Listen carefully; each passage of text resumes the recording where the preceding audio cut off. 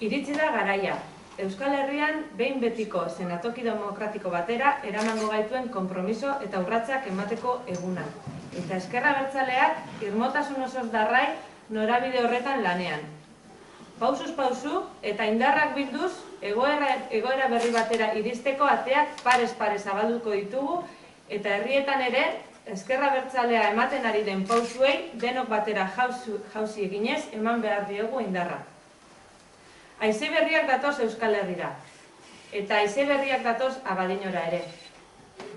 28 urtetan emandako udal kudeaketa eredu eskuindarrak 4 urtetako jarraipena izan du, eta herrian aldaketaren beharra egunetik egunera ezinbesteko hagoa dugu. Horixe da ezker abertzaletik eskaintzen duguna. Herrian benetako aldaketa.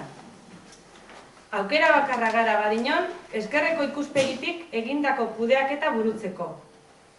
Aukera bakarra gara Abadiñon, herritarren parte hartzea bermatuz, udaletxea eta Abainardenen etxea bilakatzeko, eta aukera bakarra gara gairik gaiko lanketa sendo eta integralak aurrera eramateko. Zorionez, asko gara Abadiñon, herri hobe bat egiteko grina dugunok, eta arlokako lantaldetan ari gara lanean, 2011ko udal hauteskundeetako herri programa prestatzen eta datozen urteetako erronkak finkatzen. Erronka honetan ere, parte hartzearen aldeko apustua berretziz, herritar guztion ahotsa gure hitz bilakatuko dugu. Horretarako, herritar guztioi gugan hurbiltzeko gonbita luzatzeaz gain, hainbat bitarteko jarriko ditugu abian. abadiño2011@gmail helbide elektronikoan ere, era guztietako ekarpenak bidaltzeko aukera izango dugu, abainar guztiok, eta beste batzuen artean, hainbat gai jorratuko dituen inkesta bat helaraziko dugu herriko etxe guztietara.